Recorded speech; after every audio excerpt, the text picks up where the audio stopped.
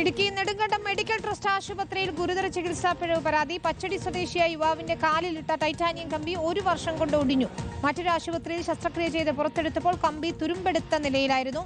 Titanium കമ്പി മറ്റൊരിടത്തു നിന്നാണ് വാങ്ങിയതെന്നും ഉത്തരവാദിത്തമില്ല എന്നുമാണ് ആശുപത്രിയുടെ വിശദീകരണം.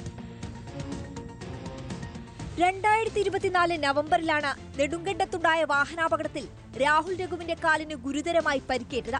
ആദ്യം തേനി മെഡിക്കൽ കോളേജിൽ പ്രവേശിപ്പിച്ചു. ശസ്ത്രക്രിയയ്ക്ക് കാലതാമസമുണ്ടായതോടെ നെടുങ്കണ്ടം മെഡിക്കൽ ട്രസ്റ്റ് ആശുപത്രിയിൽ പ്രവേശിപ്പിച്ച കാലിന് കമ്പിയിട്ടു. അണുബാധയുണ്ടായതോടെ 3 ശസ്ത്രക്രിയകളാണ് ആശുപത്രിയിൽ നടത്തിയത്. 3ലും ചികിത്സാ പിഴവെന്നാണ് പരാതി. 5 ലക്ഷം രൂപ ചിലവും വന്നു. ആദ്യത്തെ ഓപ്പറേഷനിൽ കൂടെ തന്നെ ഭേദമാകും എന്നും പറഞ്ഞ് ഓപ്പറേഷൻ ചെയ്തതാണ്. എൻ്റെ കുഞ്ഞിന് 1.5 വർഷമായിട്ട് അത് ഈ കടലിൽ കിടക്കുന്നത് കൊണ്ട് ഇതുപോലെ വേറൊരു കുഞ്ഞുങ്ങൾക്ക് ഒരു ബുദ്ധിമുട്ട് വരാതെ.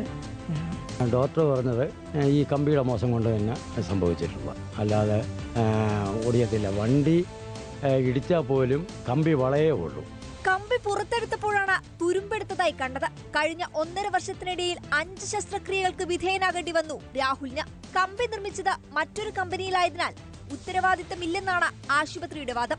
മറ്റൊരാൾക്കും ഈ അവസ്ഥ ഉണ്ടാകാതിരിക്കാൻ നിയമപരമായി ഏതറ്റം വരെയും പോകുമെന്നാണ് കുടുംബം പറയുന്നത്. റിപ്പോർട്ടർ, ഇടുക്കി.